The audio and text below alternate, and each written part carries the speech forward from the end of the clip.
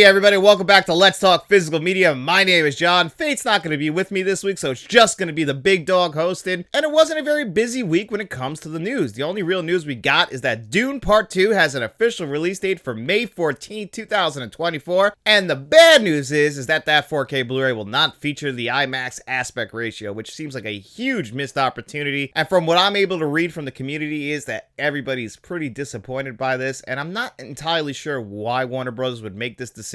Warner Bros. Has released films with the IMAX aspect ratio before. They released every single Christopher Nolan 4K Blu-ray until the most recent one released by Universal, which was Oppenheimer. Before that, anytime a Christopher Nolan movie came to 4K Blu-ray as recently as Tenet, it had the IMAX ratio on it. Now, the original Dune 4K Blu-ray did not feature the IMAX aspect ratio, and there was rumors earlier this year that when Dune Part 2 was coming to 4K Blu-ray, we might get a re-release of the original Dune on 4K Blu-ray featuring the IMAX aspect ratios. If you saw my review of the original Dune 4K Blu-ray, you saw that I was disappointed by that. It felt like a missed opportunity, and you would think that Warner Brothers would correct that with Dune Part 2 on 4K Blu-ray, but of course they're not going to. It's not going to include the IMAX aspect ratio. Now, what's going to really upset me is if next year or in 2 years they decide, you know what, we're going to release this in a double pack, Dune Part 1, Dune Part 2, and promote it as the 4K Blu-rays with the IMAX aspect ratio, which would just be a complete cash grab when you could have easily done it here. I'm not entirely too sure what the reasoning is. Maybe this is a Denis Villeneuve decision that they've worked out with Warner Brothers, and that you can only really see it and experience it in IMAX in the theaters, and that's how it's supposed to be intended. Like I said, Warner Brothers has released their previous films on 4K Blu-ray with the IMAX aspect ratio, so I'm not entirely sure what the reasoning is behind this. I'm just speculating at this point. It's just very, very disappointing because I want to see Dune Part 2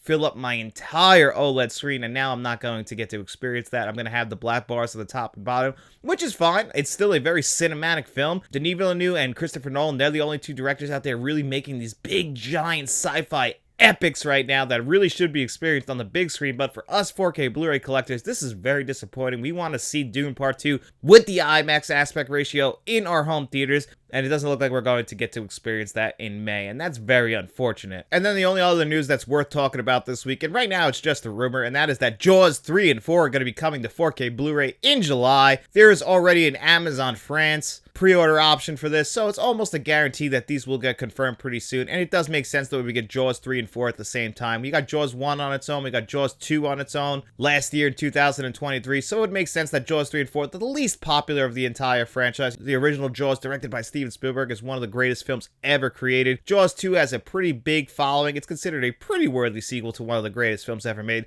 And then Jaws 3 and 4, both considered pretty damn bad films. 4 worse than 3. Jaws 3 has its fans. It was released in 3D back in the 1980s, and we're going to get to see the shark break the glass on 4K Blu-ray, so it's going to look even worse than it's ever looked. But these are cheesy good times for a lot of people. My co-host here on the channel, David, aka Shamrock Balls, he's a big Jaws franchise fan, and that includes Jaws 3 and 4, and I know he's excited about them. We're going to review Jaws 3 at some point in this summer, so that means I will be grabbing Jaws 3 and 4 on 4K Blu-ray, courtesy of Universal, whenever they get fully announced and released. I cannot wait for them, only because I want to revisit these films. I do not remember enjoying Jaws 3 and 4, but you really never know. When you revisit a film, you might appreciate it for something different this time. I definitely haven't seen Jaws 3 and 4 in at least, and this is at the minimum of 10 years. It's probably more than that. And I remember not liking them, but maybe this time around I will. Every like 2 or 3 years, I like to go back and rewatch A Nightmare on Elm Street Part 2 because it always gets reevaluated, and a lot of people say that that's a very underappreciated horror film, so I like to go back for myself and see what I'm missing. And then I rewatch the film and I go, nope, I just don't like this movie. And then in 3 years, I'll rinse, repeat, and do it all over again. And I feel like that's how a lot of people are with Jaws 3 and 4, just because Jaws 1 and 2 are both so good that when they go to Jaws 3 and 4, they're like, oh wow, that's a big quality dip. Like, my favorite story about Jaws 4 is Michael Caine said,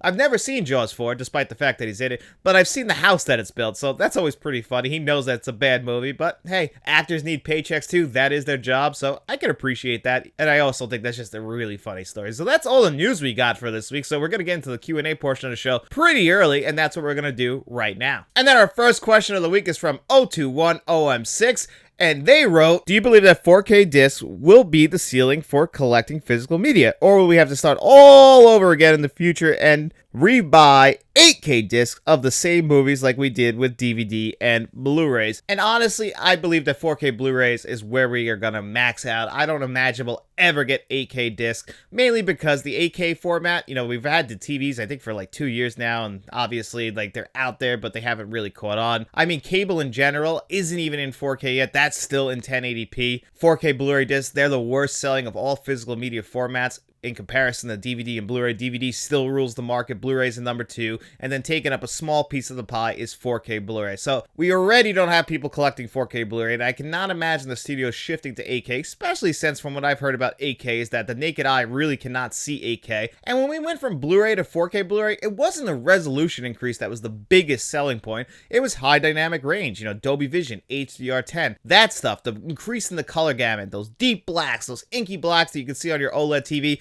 the more vivid and dynamic colors, that's all courtesy of the HDR. So that's really what the big selling point for me with 4K Blu-ray is HDR, high dynamic range. Whereas the increase in resolution, yes, it's noticeable, but when we go from 4K to 8K, it's going to become even more less noticeable. God damn it, are you fucking with me? Which I realize is a contradiction, but you're going to notice it even less when you go to 8K, especially if we have the same technology with Dolby Vision and HDR, where we're not increasing that technology, which, you know what, that's my best guess, is we'll get something new like that. When you go to a Dolby theater now, they're promoting Dolby Vision and Dolby Atmos, and yes, you can get Dolby Atmos on Blu-ray, but you can't get Dolby Vision on Blu-ray. You can only get that on 4K Blu-ray. So I imagine maybe in the future, we'll get maybe an increased version of the 4K disc, just making the disc itself a little bit better. Maybe we'll get some new tech that can just be put right onto the 4K disc itself. We get some new 4K players, but I cannot imagine that we will get 8K discs and players, mainly because we already don't have many people making 4K Blu-ray players. The two big 4K Blu-ray players that I like to talk about here on the channel are the Sony X800 and the Panasonic 820. Those two 4K players have been out for years. I think companies like Samsung don't even make 4K Blu-ray players anymore, and I'm always on the fence. Do I go out and get another 4K player just in case the 4K format ever ends? I do want to make sure I have enough 4K players in case they ever stop making 4K Blu-ray players. Mainly most people have shifted over to digital, especially the regular consumer. Obviously, physical media channel, I want people to collect physical media, but so far it just really isn't catching on. Most people are obsessed with the streaming services. They don't even buy digital media. They just prefer the streaming services, and I could say that's what the average Joe really prefers, and it's unfortunate. Obviously, for us physical media collectors, we want every movie ever released in the highest of quality, and the boutique labels putting out a 4K Blu-ray, that's always going to be the highest of quality. Will that stick? That's always the question we have in the physical media community, and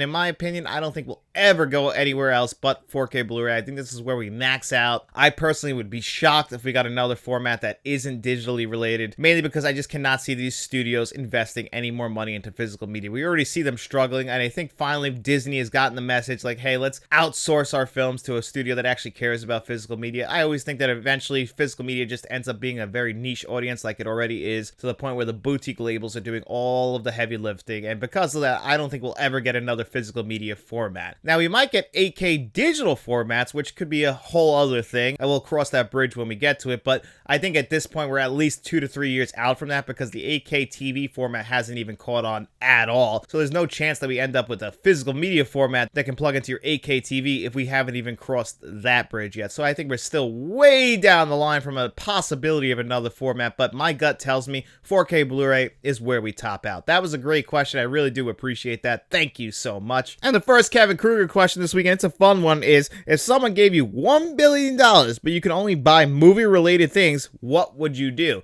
Well, first of all, I'm buying every movie in the highest quality format that I can. I'm going to have the best physical media library since I only can buy movie-related stuff, so I'm buying every single movie. I might even invest in what Martin Scorsese does, maybe try and buy some of the original film prints or buy some film prints of film and have a projector so I can have a real legit 35mm, 70mm projector. Now, can I use this money to turn like my garage into a home theater? It's always been my dream, just don't have any money, but I have a garage in my house. It's a detached garage, so it's just it was put in after the house was built, like a lot of my house. My house is a bungalow, to be clear with you guys. This was just really somebody's vacation house back in the 1930s or 1940s, and then they started readjusting these houses, essentially. You know, they put a basement in, they added on this office that I'm in right now that you guys can see. This wasn't a part of the original design of the house. Somebody added this on, they added on the basement, and they added on the detached garage. So my house is just a real smorgasbord of a house, essentially. It's really just hanging together by some cheap wood and nails. But my detached garage, I've always had the dream of turning that into a movie theater because it's very long and it's very thin. You actually can't even put a car in it, so I don't even understand the point of why they even put this in here. Right now, it just stores my lawnmower and snowblower, and that's really it, and my ladder, and and it's a mess on top of all that. So I would love to one day turn that into a movie theater, essentially. 2 rows of seats. You open the garage, you walk down the middle. On the left, you have about 5 rows, 3 seats deep on both sides. In front of it, you have a big screen just filling up the entire wall. You hang the projector from the ceiling. One day, that is my absolute dream. You have the movie theater lights lining the aisle, like 6 or 7 speakers on both sides, putting in the best Dolby Atmos system you can find, the same thing that they have in the Dolby theaters. Like, that's what I would love to invest my money in. So if you give me $1 billion, that's what I'm doing. I'm buying every single movie, and then I'm going to try and buy every single movie on film, and then I can project it for all my family and friends, and even for you guys if we ever get to that point. But let's just be very clear. Nobody is going to be coming up to me and giving me $1 billion for anything. I don't think that anybody feels that I need $1 billion, despite the fact I could really use $1 billion.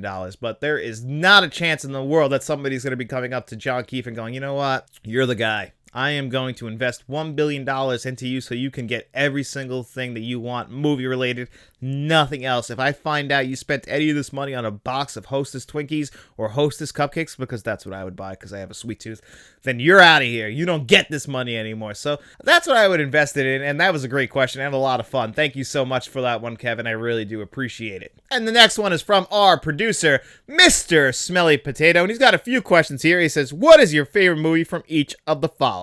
Based on a historical event, well, it's pretty obvious. I'm going to have to go with Oppenheimer. That film is really revolving around the Manhattan Project and leading up to the 2 atomic bombs being dropped. Obviously we're exploring Oppenheimer, but it's really revolving around this one big event, the Trinity test, and it has never been done any better than this on the big screen when it comes to one big historical event. Now, I had JFK, which has always been compared to Oppenheimer since Oppenheimer came out. I had that written down too, because that's really revolving around the JFK assassination and all events around that. That movie really just takes a lot of liberties. Oliver Stone, really, a lot of the stuff in that movie isn't based on fact. A lot of that stuff is based on opinion. So because of that, I felt like it wouldn't be right for me to pick JFK. So I went with Oppenheimer when it comes to films based on a historical event. And yes, I know that's recency bias, but I still think that Oppenheimer is a fantastic film. I've seen that movie 4 times, and I've loved it every single time. And then based on a true story. So with this one, I was trying to find the truest of true stories. So I went with Schindler's List, because from what I understand about that, most of what's in that film is historically accurate. I can go with other movies that are like based on a true story, and then they're really taking a lot of liberties, like I was just talking about with JFK, where Schindler's List, first of all, not only is it one of the best films ever made, and I understand that it's a tough rewatch, came out the same year as Jurassic Park, which should tell you everything you need to know about Steven Spielberg,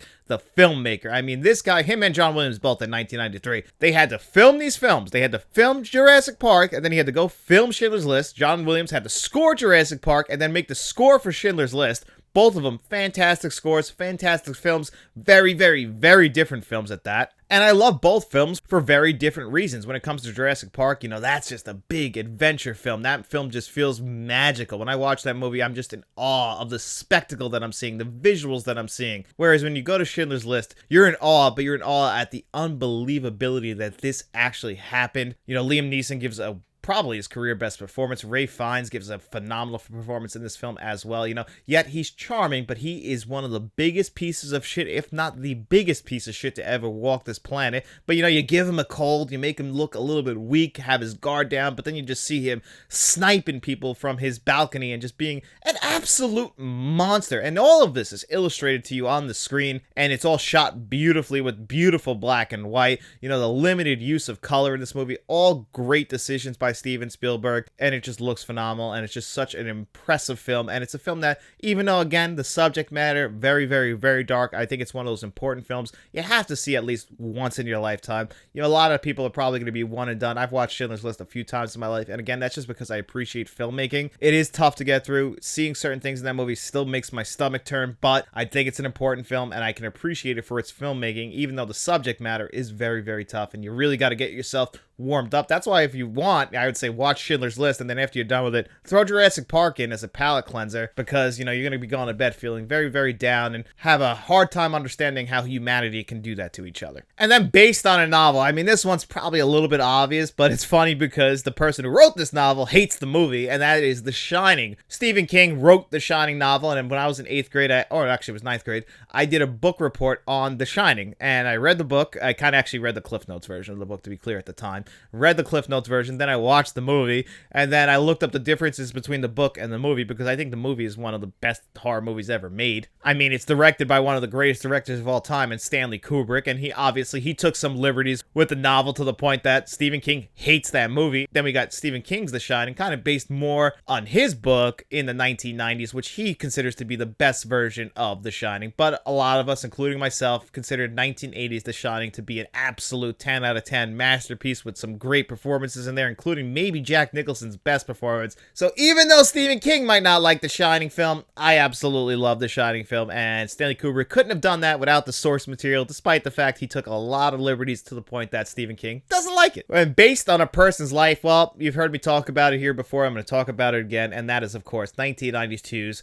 Malcolm X, because we were exploring so much of his life in that movie. We're not exploring one little part of his life. No, we're exploring his life before he becomes the Malcolm X that everybody knows. We're seeing him as just a regular guy trying to get by. He's committing crimes, and then we get to see all the way up to the end of his life. We get to see Denzel Washington portray this character, what I think to be his best performance. And again, we're talking about Denzel Washington, the Denzel Washington, who I just found out this week, his name is actually not Denzel, it's actually Denzel. We've been pronouncing it wrong, and he told a little funny story about how his father is Denzel Washington Sr., and when he was growing up, his mother would call Denzel, and they would both show up, so his mother started just calling him Denzel to help differentiate the two names. And I thought that was a little funny story that Denzel told this week. But his best performance, in my opinion, is in Malcolm X, Spike Lee's magnum opus. And Spike Lee, again, one of my favorite directors, has directed so many great films, and he wasn't even supposed to direct Malcolm X. He had to really fight for it. Thankfully, he got it, and I cannot imagine anybody else directing a better film than Malcolm X. He's the perfect director, and you had the perfect actor in Denzel Washington,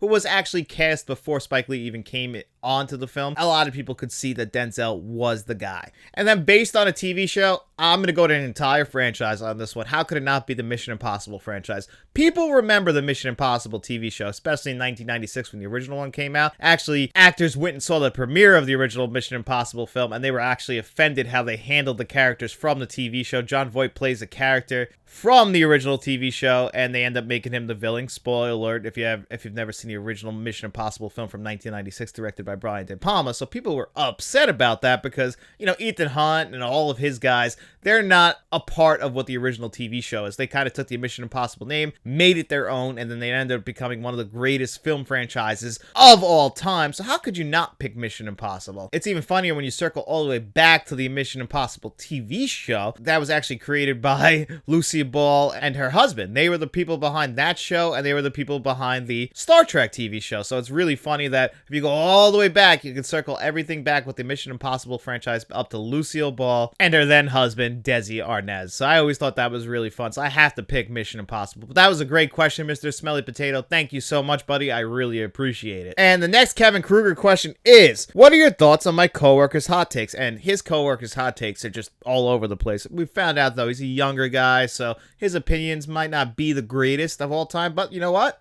They're his opinion, so let's dive into them. If a movie is in space, it can't be horror. How is that even possible? Have they never seen Alien? Because Alien, I'm pretty sure, is a horror film, and it takes place in space, and it's arguably one of the scariest movies of all time. If they haven't seen Alien, then that's the only reason why they would ever say that. This one is going to get people very upset, and it's movies should be stripped of grain because film grain is ugly.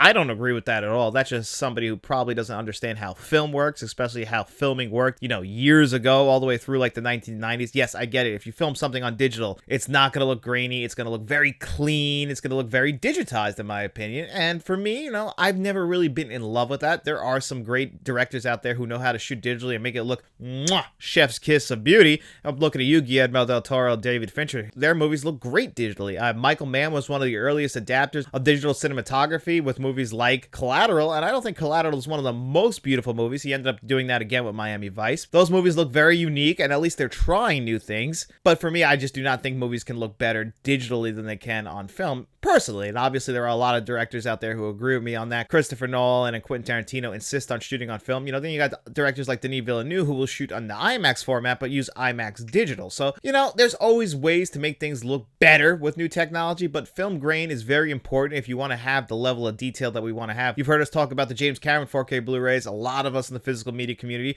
were not happy that those were wiped clean, despite the fact that they used a new artificial intelligence that is supposed to remove the grain while also keeping the detail. And I think that worked in varying degrees if you saw my James Cameron 4K Blu-ray reviews. So it can be done, but a lot of us just prefer that old look with a little bit of film grain. Now, it doesn't have to be a super snowy mess or anything like that. The Copland stream on HBO Max, which might not be there anymore, but when I watched that a couple years ago, it literally looked like it was snowing, and that's, where the grain really needs to be cleaned up. We can have the best of both worlds where we have a low amount of film grain while still maintaining the film grain, if you know what I'm saying. So I just feel like that's coming from a person who doesn't really understand how filming works, in my opinion. And here we go with The Shining again. The Shining is the most overrated horror movie of all time because it's too silly. Well, I think The Shining is a masterpiece. You just heard me talk about The Shining, so I think that they're pretty silly for thinking that The Shining is too silly. But hey, it's their opinion. I gotta respect that. And then this one. Arnold is the most overrated actor because he basically plays the same character in every movie. Well, I don't think anyone has ever gone out of their way to say that, hey,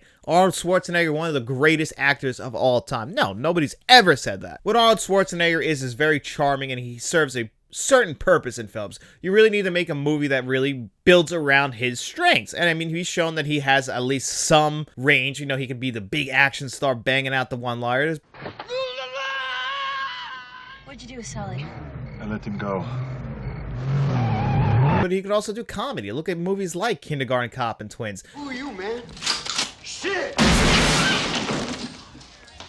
I'm the party pooper. He really knows what he is. He's very self-aware, Arnold Schwarzenegger. He knows he has an accent. He knows how people view him, but he's also very, very, very smart. So if you go into any situation with Arnold Schwarzenegger and you think you're going to get the better of him, well, he's a little bit cocky. He's a little bit arrogant. And honestly, I kind of love him for that. I've told you guys here, Arnold Schwarzenegger is one of my, if not my biggest hero of all time. Just, I fell in love with the guy at a very young age because of the Terminator. I always appreciated, this big jet guy banging out one-liners. So I was always a fan of the Arnold Schwarzenegger thing. But yes, he does play a lot of the same characters. I'm not going to sit here and lie to you guys, especially throughout the 1980s. He was a one-liner machine. You went to an Arnold Schwarzenegger movie to see Arnold Schwarzenegger, and then whatever plot and story was surrounding Arnold Schwarzenegger. Of course, he could fit into other spots as well, like I was saying. Ivan Reitman just knew how to direct him when it comes to comedy, and I think for the most part that always worked. But you had to really make a movie that surrounded Arnold Schwarzenegger. He had to be the centerpiece. If you wanted to just plug and play with Arnold Schwarzenegger, that's not going to work. So I don't think that Arnold Schwarzenegger is overrated. You just have to know what Arnold Schwarzenegger is. And number 5, the Transformers franchise is better than the Terminator franchise. Well, honestly, from perspective, I can understand that. People love the Transformers franchise. Me personally, I hate the Transformers franchise. You guys have heard me go on and on about that, so you don't need me to rinse and repeat when it comes to the Transformers franchise. Not a franchise for me, but I know so many people who do love that Transformers franchise, especially for a younger viewer. I was born in 1992, but if you were born in like 2002, 2003, the first Transformers movie, not including the animated film, came out in 2007.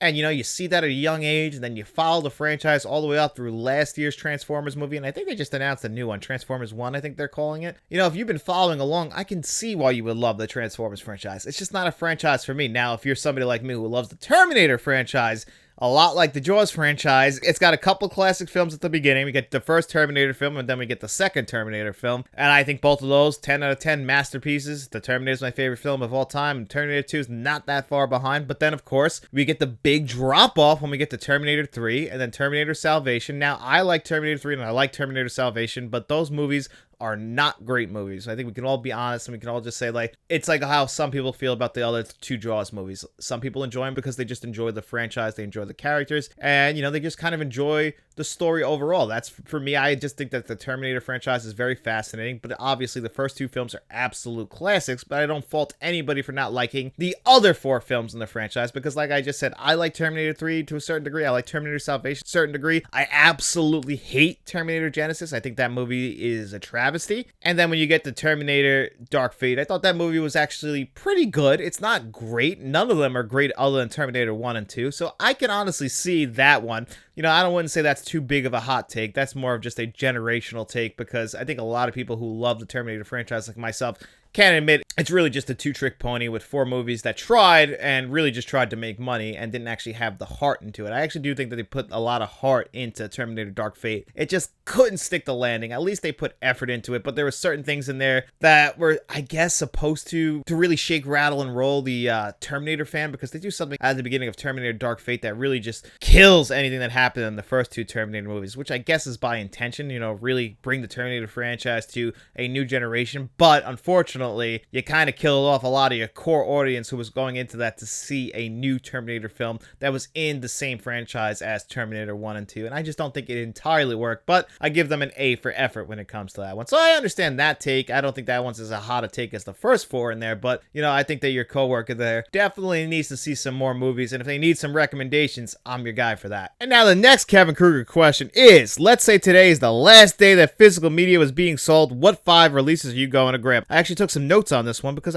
there's a couple physical media releases that I've always just had on my wish list, but I just don't have the money to get. So those would be the 5 that I would grab. And those would be, I'm going to definitely, at the top of that list, one that Frank from Frank's Media Reviews has, and that is The Exorcist Bible Edition. This was only released in the UK, and this is the definitive edition of The Exorcist on 4K Blu-ray. The Exorcist 4K Blu-ray disc, fantastic. It's a great transfer of a classic film, but here in the United States, we got that terrible slipcover, and that's the version that I have, of course. And then the Steelbook, a little bit better, but the Bible edition, oh my god, that is beautiful. And if last day for physical media, I'm grabbing that one 100%. I'll have to sell a kidney, I'm sure. Speaking of selling kidneys to get some money, these two Criterion releases are two that I've always wanted: the Ingmar Bergman collection and the Wong Kar-wai collection. Now, the Wong Kar-wai collection, it's a little bit tougher now because In the Mood to Love already came to 4K Blu-ray, but Wong Kar-wai has directed so many great films, and that entire collection, the Ingmar Bergman collection, I just always wanted those. If I ever get enough money that I have a lot more of an expendable income, those two are two collections from the Criterion collection that I absolutely love, and one day I would love to experience them myself, you know, just go and order and watch all those movies like that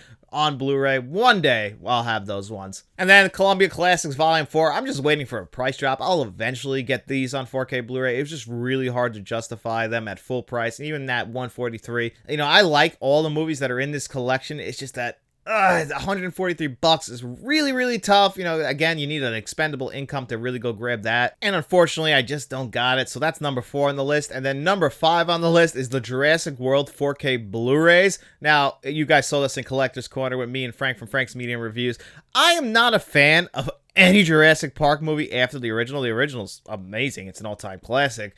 I think The Lost World is a huge step down. I actually think that's Steven Spielberg's worst film. Shamrock Balls, aka David, and I were talking about this. We agreed that The Terminal might be a worse film, and that's probably his worst film, actually, but I was so disappointed by The Lost World of Jurassic Park that I can never say that anything is worse than that when it comes to Steven Spielberg, just because of the disappointment that I felt. And I felt that same disappointment to a lesser degree with Jurassic Park 3, which I actually think is a pretty good film, especially since it's so short, you're in and out. I don't really have too many issues with that one. And then Jurassic World, I like that movie. The following two films are both equally just terrible. So, you know, so why would I want all those on Steelbook?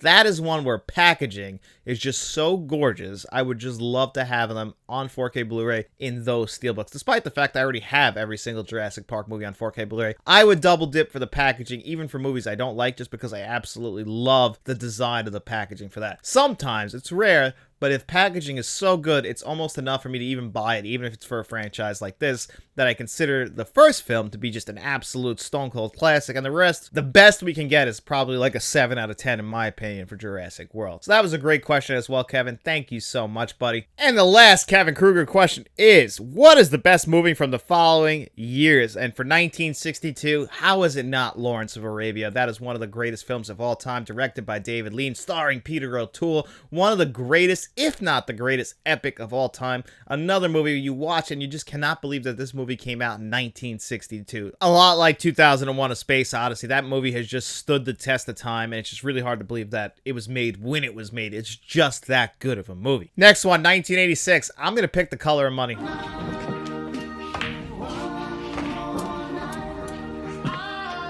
Like I've said in the past, I think that is Martin Scorsese's underrated masterpiece. The only issue with that is right now it has a very, very, very bad Blu-ray and it really needs an update, but unfortunately Disney owns the rights to that, and I'm hoping that now with Sony doing the distribution, we haven't gotten any more news on how this is going to work yet, but you know, I could still dream, can't I? I dream of Sony releasing The Color of Money on 4K Blu-ray and it looking and just sounding absolutely awesome, because I just absolutely love The Color of Money. I think that movie is very underappreciated. Its rewatchability is something that just cannot be matched by too many films. And, you know, it's Martin Scorsese doing a sports film, and it stars Tom Cruise, and it won Paul Newman his only Academy Award, which is also absolutely insane. So if you haven't seen The Color of Money from 1986, do yourself a favor and check that out right now. 1979, Alien. Alien came out in 1979. Alien is always floating with my top 10 films of all time. The only reason it never really gets there is because in my top 10 films of all time is Blade Runner, again directed by Ridley Scott. Ridley Scott's two best movies in my opinion are Alien and Blade Runner, and it's just because of the worlds he created with those movies. I cannot believe the worlds, the interiors that he has as actors working in, and combining that with great scores, great performances. So Alien, you know, it's just I give Blade Runner the slight edge, and then that's the only reason why Alien isn't in my top 10. It's just I kind of can't put two Ridley Scott films in my top 10 all time, despite the fact I think that Alien is just creeping up on Blade Runner. And in 1938, I'm going to go with Bringing Up Baby. I actually haven't seen too many films from 1938, so it kind of was almost by default when it comes to Bringing Up Baby. 1944, I'm going to go with Lifeboat, directed by Alfred Hitchcock. This is another one of those movies like a lot like Rope, so if you know how much I like Rope, which I think is one of Alfred Hitchcock's best film, this is a very similar film in the sense that it takes place in one location. It takes place on a lifeboat. At the beginning of this movie, a German U-boat had been sunk, and it turns out one of the people on this lifeboat is the captain of that U-boat ship. It's a very much a one-location film. Could have been a play, but it's a fantastic film because you have Alfred Hitchcock, one of the greatest directors of all time, directing it, so what could have been a very boring film is absolutely not. Check out Lifeboat if you haven't seen it. In 1957, it was really hard for me to actually pick one, so I'm going to go with two because I love both of these movies equally and for very similar reasons. One is the greatest anti-war film of all time, in my opinion, in Paths of Glory, and the other one is 12 Angry Men. 12 Angry Men is one of the greatest films of all time. It's very hard to pick any movie competing with 12 Angry Men, despite the fact I have said it here in the past. Paths of Glory is one of the most underappreciated, underrated Stanley Kubrick movies. It has just some of the best performances in any of his movies, and its message, it just hits you like a ton of bricks at the end of this movie, and it came out in 1957. And another movie dealing with social issues, 12 Angry Men, came out in 1957, has been remade numerous times on Broadway and in other types of plays. I mean, retelling it, reconfiguring it, so many different ways. The influence of 12 Angry Men just cannot be understated, so it's really hard for me to pick Paths of Glory over 12 Angry Men, but gun to my head and they said, hey John, you can only watch one of these movies. It's either Paths of Glory or 12 Angry Men. I'm probably going to pick Paths of Glory, despite the fact I love 12 Angry Men. 1990, very easy, Goodfellas. Love Goodfellas. One of my top 10 films of all time came out in 1990, so of course that's going to be number one. Again, speaking of rewatchability, I said The Color of Money might be Martin Scorsese's most rewatchable film. Goodfellas is probably the most rewatchable film of all time, bar none. I could put Goodfellas on every single day, and I feel like a lot of people feel like that with Goodfellas. My most rewatched movie is honestly either The Terminator or more than likely Batman 1989, because I'll throw Batman 1989 on just like before I go to bed, and I'll like split it up in like 3 days just to fall asleep to it, just because for me that's a comfort movie at this point, and I just appreciate every single aspect of that movie. But Goodfellas is just as rewatchable, and it's probably more rewatchable for a lot of other people as well. Then the last one, 1981, is Raiders of the Lost Ark. How could it not be Raiders of the Lost Ark? That is one of the greatest action-adventure films of all time. Now, I said that The Last Crusade is my favorite of the Indiana Jones franchise, but I love the first three movies. They're just all so close together, whether it be Raiders of the Lost Ark, Temple of Doom, or The Last Crusade.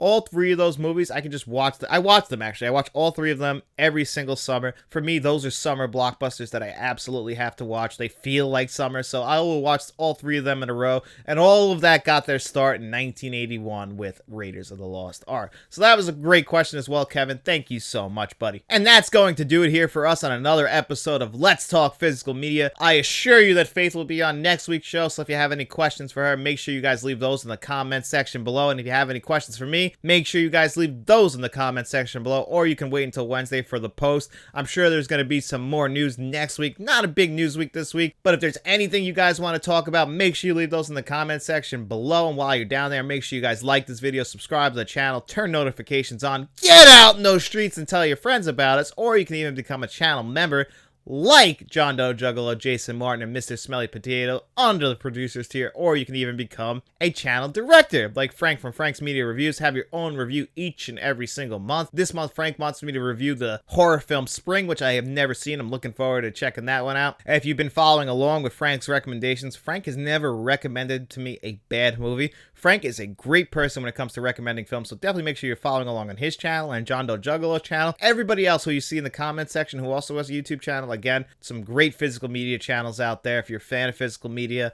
you don't want to miss out because there are some great people out there with some great perspectives that I absolutely respect. But again, you got no money to throw our way. We don't mind at all. We just hope you enjoyed this video. And if you did, make sure you guys come back and we'll be seeing you around.